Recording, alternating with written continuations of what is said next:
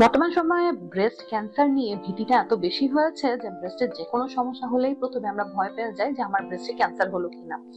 আসলে কি তাই? ব্রেস্টে যে কোনো ব্যথা বা গোটা হলে কি সেটা ক্যান্সারের লক্ষণ? আজকে এই বিষয়ে কথা বলবো। আমি ডাক্তার তামান্না আহমেদ, একজন প্লাস্টিক সার্জারি বিশেষজ্ঞ। ব্রেস্টের সমস্যাগুলোর মধ্যে বর্তমান সময়ে আপনারা যে সমস্যাটা নিয়ে আমাদের কাছে আসেন নারীরা বিশেষ করে, সেটি হচ্ছে ব্রেস্টে ব্যথা অথবা ব্রেস্টে ছোট ছোট হাতের মধ্যে গোটা লাগে। এই ধরনের সমস্যা হলে আপনারা খুব বেশি ভয় পেয়ে যান। তবে আমি যেটা বলতে চাচ্ছি, ভয় না পেয়ে অতি দ্রুত একজন সার্জনের সাথে যোগাযোগ করুন।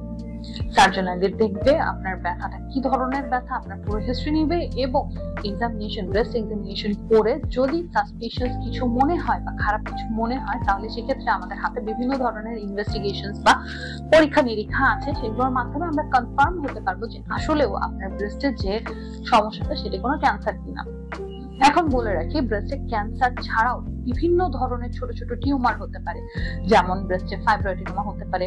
ব্রেস্টে ব্যথা হলে সাধারণত ফাইব্রোসিস্টিক ডিজিজ হয় এবং এই ধরনের অনেক রকমের সমস্যা, বিশেষত যারা বাচ্চাকে বুকে দুধ খাওয়াচ্ছে তাদের গ্যালাক্টোসিল, ব্রেস্ট অ্যাবসেস সহ বিভিন্ন ধরনের সমস্যা হয় এবং আসার কথা হচ্ছে এই কোনোটাই ব্রেস্ট ক্যান্সার না। এবং এই ক্ষেত্রে আরেকটু জানিয়ে রাখি, সাধারণত ব্রেস্ট ক্যান্সার গুলো পেইনলেস বা ব্যথা থাকে না এই ধরনের গোটাগুলোতে। ব্রেস্ট ক্যান্সারের ক্ষেত্রে সাধারণত গোটাগুলোতে কোনো ব্যথা থাকে না। তবে ব্রেস্টে যদি কোনো ব্যথা বা গোটা হয় তাহলে ভয় না পেয়ে অবশ্যই একজন সার্জনের কাছে যাবেন এবং অতি দ্রুত পরীক্ষা নিরীক্ষার মাধ্যমে কনফার্ম হবে যে এটি ক্যান্সার কিনা অথবা ভবিষ্যতে এটি থেকে ক্যান্সার হওয়ার কোনো সম্ভাবনা আছে কিনা।